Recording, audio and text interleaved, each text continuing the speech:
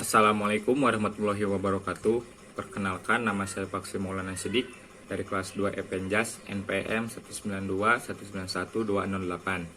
Di sini saya akan menjelaskan materi telaah pendidikan jasmani mengenai kurikulum dan pembelajaran. Ada 3 bahasan yang akan saya bahas kali ini. Yang pertama mengenai pengertian kurikulum, yang kedua tentang pengertian pembelajaran, dan yang ketiga mengenai kaitan atau hubungan kurikulum dan pembelajaran. Langsung saja ke pembahasan yang pertama mengenai pengertian kurikulum. Secara etimologis, kurikulum berasal dari bahasa Yunani, yaitu kurir yang artinya pelari dan kurere yang artinya tempat berpacu. Nah, istilah itu dahulu digunakan pada saat atau pada dunia keolahragaan dahulunya. Lalu pengertian kurikulum adalah kumpulan rencana, tujuan, materi pembelajaran, dan bahkan cara mengajar yang digunakan sebagai pedoman oleh para pengajar demi tercapainya tujuan akhir pembelajaran. Lalu ada pendapat para ahli mengenai pengertian kurikulum ini. Yang pertama menurut Undang-Undang Nomor 20 Tahun 2003, yaitu berbunyi bahwa kurikulum adalah serangkaian rencana dan pengaturan mengenai tujuan, isi dan bahan pelajaran serta cara yang digunakan sebagai pedoman penyelenggaraan kegiatan pembelajaran untuk mencapai tujuan tertentu. Lalu ada pendapat ahli yaitu dari Profesor Dr. S. Nasution MA. Beliau menyatakan bahwa kurikulum adalah serangkaian rencana yang disusun demi melancarkan proses belajar mengajar.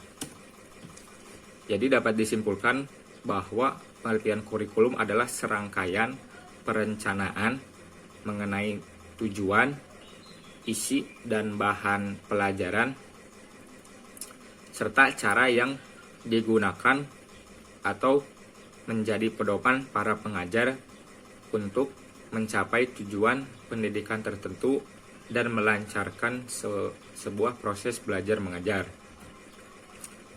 Itu pengertian kurikulum.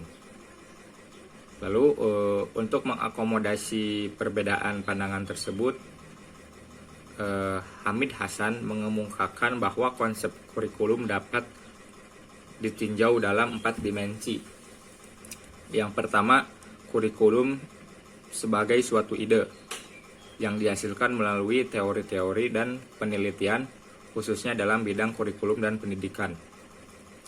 Yang kedua, kurikulum sebagai suatu rencana tertulis sebagai perwujudan dari kurikulum sebagai sebuah ide yang di dalamnya memuat tentang tujuan, bahan, kegiatan, alat-alat, dan waktu.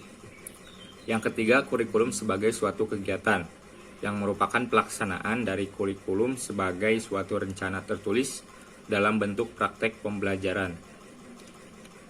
Yang keempat, kurikulum sebagai suatu hasil yang merupakan konsekuensi dari kurikulum sebagai suatu kegiatan dalam bentuk keterampilan tujuan kurikulum, yakni tercapainya perubahan perilaku atau kemampuan tertentu dari para peserta didik.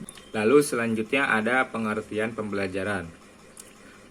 Pembelajaran adalah proses yang menggabungkan pekerjaan dengan pengalaman, yang artinya apa yang dikerjakan oleh seseorang di dunia menjadikannya sebuah pengalaman baginya. Lalu pengalaman tersebut akan menambah keterampilan, pengetahuan, dan pemahaman yang mencerminkan nilai dari dalam. Pembelajaran yang efektif akan mendorong ke arah perubahan, pengembangan, serta meningkatkan hasrat untuk belajar.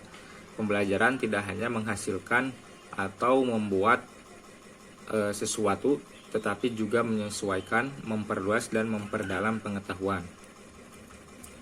Menurut Sanjaya, beliau mengemukakan kata pembelajaran adalah terjemahan dari instruction yang diasumsikan dapat mempermudah siswa mempelajari sesuatu melalui berbagai macam media, sehingga dapat mendorong terjadinya perubahan peranan guru dalam mengelola proses belajar mengajar, dari guru sebagai sumber belajar menjadi guru sebagai fasilitator dalam belajar mengajar. Dalam pelaksanaan pembelajaran, ketiga input yaitu siswa, lingkungan, dan instansi sangat berpengaruh terhadap keberhasilan proses serta output. Jelasnya, hasil belajar siswa sangat tergantung pada beberapa faktor komponen, yaitu input, proses, dan output. Itu bahasan mengenai pengertian pembelajaran. Lalu selanjutnya itu kaitan atau hubungan antara kurikulum dan pembelajaran. Kurikulum merupakan seperangkat pengaturan yang digunakan dalam proses pembelajaran yang merupakan bagian dari pendidikan. Pembelajaran merupakan inti dari suatu kegiatan pendidikan di mana dalam pembelajaran ini dilakukan proses-proses pendidikan dari pendidik kepada yang terdidik. Pendidikan, kurikulum maupun pembelajaran mempunyai tujuan yang sama, yaitu untuk menjadikan manusia sebagai manusia yang seutuhnya. Lalu pembelajaran merupakan bentuk aplikasi dari kurikulum. Jadi hubungan antara keduanya ini sangat erat dan tidak bisa dipisahkan. Keduanya memiliki keterkaitan yang padu. Tanpa kurikulum, pembelajaran tidak akan efektif, sementara tanpa pembelajaran, kurikulum tidak berarti apa-apa. Cukup sekian yang dapat saya jelaskan pada materi telaah pendidikan jasmani. Kurang lebihnya mohon maaf. Wabillahi taufiq wal hidayah. Wassalamualaikum warahmatullahi wabarakatuh.